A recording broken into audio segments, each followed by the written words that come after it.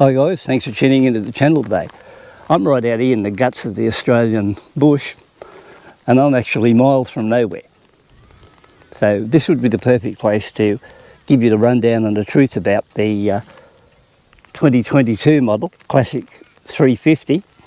I'm going to tell you what I think are the 5 best reasons why you should buy this bike.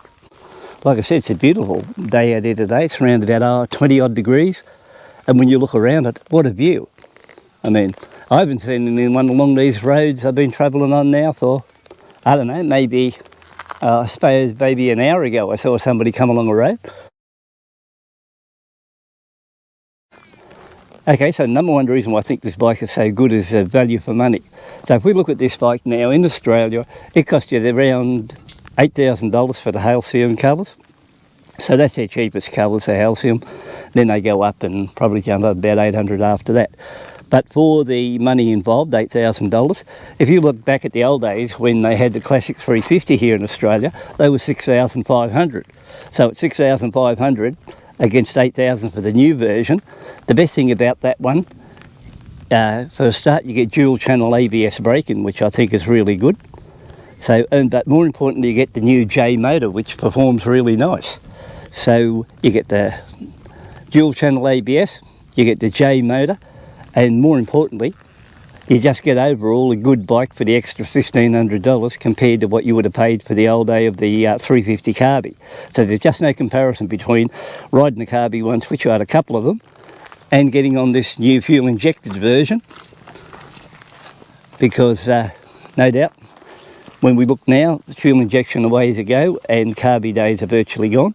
So that's my number one reason, value for money. The build quality of this new 350 is far beyond any of the other Enfields that have come before it. This is really up near Interceptor territory in the build quality, and everything's sort of put together really nicely. So it's a nice tight fit everywhere. Like I haven't had to get out here and run over the bike any time and pull up and think, oh, it's got a rattle here or something like that, or something like to the effect where it's going to cause me any drama when I'm riding along. And I bet if I would have been on one of my new Classic 500s, and I've had quite a few of them, with the amount of kilometres I've put on this now, 2,000, if I would have taken it along a road like this, I could bet for sure that I would have snapped battery cables, positive and negative. I'd have other issues there with everything shaken apart. And if I showed you some of the roads this bike's been on, it's been on some terror rides. Like, it's just unbelievable some of the roads I've put this on. Just take a look at this. The roads have been that dirty and muddy and dusty in some areas. Look how much dirt I've collected on this bike. So you can prove there straight away. This has been on quite a lot of dirt roads to date. I'm now running the factory sump guard on this particular bike, which I picked up a few days ago. Now, a couple of things I'll mention. For one, if you're thinking of buying one of these bikes, I wouldn't recommend you run out and run these dirt roads what I've been on lately, because even though the bike's capable of doing it, and in India they ride them around on these dirt roads all the time, I wouldn't sort of recommend you go out and buy one. This is only a test for me to see how it performs, because I've never really taken the Classic 500 really, or these 350s on a great deal of dirt, where this bike's had quite a lot of dirt running. So I'd recommend, you know, if you wanted to buy one of these to run around in dirt, buy yourself a good one, like a good dual purpose dirt bike, like a Honda CRS 300L. I had one of those, and you know, you might say, why not buy a Himalayan? I really think the Honda 300L would just run over the top of a Himalayan. It's that good. There's only 2 faults with the 300L, and that would be one, it's got a bit of a jerky throttle, and apart from that, they've got a little bit of a noise in the motor, but no big deal. Most of the bikes have got some noises some way or the other. But as far as the ride quality, it's capable of doing 150 kilometres an hour, top speed, and it's a really good bike for roughly about the price of the other one. So if you really want to do dirt road and things like that, I wouldn't recommend you do it on one of these, because, you know, it just doesn't do them, I don't think, much good. But you can go along and do it if you want to, but I would say don't do it. I fitted that front sump guard, what we were talking about earlier on. Now what I don't like about that one, and I'm not going to keep it probably on this bike all that long, I had plans on buying 2, but after using one, I found that vibration come through the bike in the foot pegs, where this bike was a very low vibrating bike. But as soon as I attached that steel plate, or yeah, you could say steel sump guard, it brought in vibration through the pegs and a little bit through the bike. Now you might say, you know, maybe you're imagining things. No, not really. When I had the 500 trials in this particular one, when you buy that bike, the trials kit never come with it with a sump guard, and they posted it out later. As soon as I put that sump guard on, it too increased the vibration level on that bike, and it was a bit of a terror, but it went from what it was to worse just by installing that steel plate. And also when I had the DRZ 400E, when I bought that new, it come with a sump guard. No, it didn't come. I bought a sump guard kit, fitted one to it. Same thing again, added vibration. As soon as you're doing it, make apparently the frame more rigid, you get more vibration from the engine as it travels through. So I think some of those guys who know a lot about off-road riding and that, where they go for the heavy duty or whatever they call it, plastic sump guards, that would be the way to go really to save any problems. They protect the bike well and they don't bring on all the added vibration. So I just thought I'd show you that. And one other thing while we're here, look at this. What do you think of this? Does that not look a classic when you come back? Now, no big deal with the fitting of the springs there. Didn't take all that long to do once you know what you're doing. I bought two sets, one for this and one for the Marsh Grey. Now what I will tell you about it, it does actually tilt the seat a little bit forward. Doesn't increase the ride, but once you get on it straight away, you do notice that you are up a little bit forward. It doesn't increase the height, but it just pushes the seat, tilts it a little bit more level, and doesn't affect the ride quality or anything like that. And you know, it's just sort of more a visual look.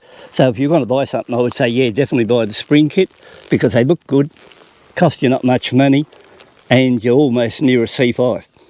During that 2,000 and, I don't know, 100 kilometres I've ridden this bike in almost just under a month, I've had no issues with anything where I've got to go back and retighten the bike in anything as far as any of the bolts coming loose or anything like that. It's been a real pleasure there. Didn't have to worry about changing the spark plug, something I always do when I buy a C5, first thing up, new plug in it. The plug on this particular bike works well, it idles well, it's a nice smooth bike to ride, so it does everything it should without the rider having to come in and attack it and try to improve it or get it running better. So that's what I'm getting at. Straight off the bat, you can buy this bike, ride it out from the showroom, and know that, you know, like everything's going to be a lot better than what it was in the old days. And actual fact, I haven't even adjusted the chain yet, and 2,000 kilometres is probably due for an adjustment now, but I haven't even touched that side. These Seat tyres they come with, they're pretty good tyres too. They handle the dirt all right, they handle the bitumen all right, and probably they're not as good as the best ones you can buy, but when you forget about that idea, you know, you're buying a bike for a budget price, they do a really good job for what they're doing. So, you know, everything has no adjustment yet on the clutch or anything like that. The only thing I've done with this at 500 kilometres was the oil and filter change, and then further up along the track I end up adjusting the tappets. Now while we're talking about tappet adjustment, you might say, it's a lot of problem adjusting tappets. Well, it's a little bit involved in some way compared to the old days we had a C5 and they had lifters, but the tappets, you know, don't make much noise at all, and they're fairly quiet compared to nearly every C5 I've ever been on with the lifter rattle. It's a really annoying rattle, and you've usually got to put a sports muffler on the end to drown it out. So if you look at it that way, this is a far better way to go. Okay guys, number 3 would be ride comfort. This bike is extremely comfortable to ride, like that nice solo seat. It's the best seat I've ever seen on a classic, in, you know, like a 350 or 500, anything like that. It's a real nice soft ride. Everything's good about the bike. It's got a nice gearbox, it's got a nice clutch, it's a really good starter. You might have heard me a few times keep telling you, first time every time, but you know, believe me, if you swing back to a C5 or anything like that and the days get a bit cold, you've got to use your air mixture adjuster to pull that one down, hold it for a few seconds, come in to kick her off and then go from there. With this particular bike, you can just come in at any time, turn her on, press the button, and away she goes straight away. So apart from that, that would be the best thing about it. It's a nice comfortable ride, You know, could it be better? Yeah, it could be better if it had better shocks, but you only get what you pay for. And for what it is, and compared to other ones I've been on, I think it's pretty good. Now, number 4 on my list of why you should buy this bike is definitely this new J motor. So it's just that good, and with the built-in balance shaft and all that, there's very little vibration in this bike at all in stock form. Like, it's not perfect like where some people say it's got no vibration at all. There's a little bit of vibration in it, but nothing of any concern, because where we're out here now, out in the guts of the paddock, like just for an experimental stage to come out here today, like if I would have been normally on one of the other Enfields, I would have most likely started like this. I would have drilled into these bars for a start and filled them with lead shot to try to get that out of the way. That'd be number 1. 2, I would be going to foam grips on there to help calm the vibration there. 3, I'd be using heavier 1 pound bar end weights if I still couldn't get it, to see if I could improve it on that. And then number 4, I'd be using what they call chainsaw gloves. They're the gel ones, what the guys use at work on chainsaws, and I'd use all those together to try to calm down the vibration bars on some of the bikes I've had. Now, with this particular bike, even today I come out, and I've been doing a lot of dirt and a lot of running at 100 kilometres an hour. I just come out glove free, no added extras. So that's how good this bike runs, and I've got no complaints, no buzzing in the hands, no nothing like that. This is just a really good bike compared to what I've been used to, and I always look at it now that this could be the miracle bike what Enfield should have made 10 years ago. It's that good that, you know, the only thing you could say to yourself, yeah, but it's only 350cc's with 20 horsepower. We'd really need 500. Well, what I'll be trialling shortly will be a fueler on this one with a sports exhaust, and this will be the guinea pig bike, because I really don't want to take the Marsh Grey out and give it a hard life on dirt road just for the sake to make a video. It's just not worth me trouble. And, you know, like this one here is a guinea pig bike, so I'll take it out and a little bit of stuff I'll try different things on. But apart from that, well, all I can tell you, this is a really good bike as far as Enfields go. And, you know, I never actually thought that ever in the end, even though I kept going back and buying them all the time, I never actually thought in the end they would produce a bike as good as what this is. Now, don't get me wrong, it's not perfect and it's not the best bike you can buy, but by Enfield standards, it's a pretty good bike, like, because I've had some terrors. So if you keep that in mind, this new J motor is really the best motor I've ever seen put in one of their bikes. Now, my number 5 reason why you should buy this bike is peace of mind. And what I mean by peace of mind is this. You can go into there, pay your dealer the 8 grand or whatever much you want to buy, and you can get out. And I really think this is the first Enfield I've ever been on where I can actually say I'd be prepared to ride it long distance or anywhere, because a lot of them, believe it or not, I've had them where I've brought them home and have to fix them straight away. Going back 2 bikes ago, the bike I brought home, at the factory they'd put the springs in, the front fork springs in the wrong way, and it had no travel in the front springs. Now you ask yourself, they'd been making the bike for 12 years, how could they possibly make a mistake like that? But it happened, and it happened to me. And, you know, I could just rattle off all different ones I've had trouble with, compared to this particular one where I put 2,000 kilometres on it now, 2,100 k's, and the only problem I've really had with it is an erratic speedo. But apart from that, it's never let me down on a start, because when you come out where I'm here now, I tell you what, if something goes wrong and that bike wouldn't start, you wouldn't believe how long it's going to take me to walk.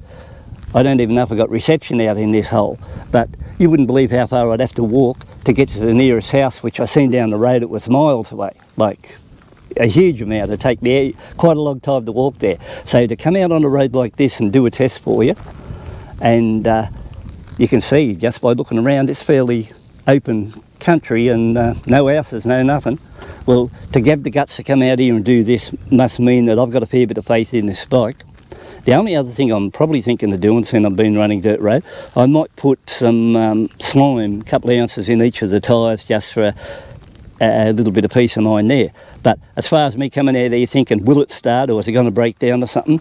No, so far I've found it 100% reliable and a really good bike to ride, and that's why I run these back ones. Like I said earlier, these back roads, I don't recommend you buy one of these bikes to do that, but it's your money just like it's my money when I'm showing you out here testing it. But I'm just letting you know, you can do all this, but I don't recommend it. So if they say to you, oh yeah, Warro reckons you can ride them anywhere, not the case. They will ride anywhere, but you know, I think you're fairly stupid if you I think you're fairly stupid if you go out or you've got a bit of money to throw around one way or the other. But I wouldn't buy one of these or ride one of these. I'd buy a proper dual sports bike.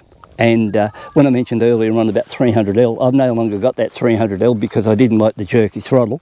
But when they bring out the next one, like if you look at over the years, I've had 4 500 CB 500Xs, all new ones from 18 up to 22. Well, the last one of those I had was one of the best ones I had, except it had a little bit of bar vibe.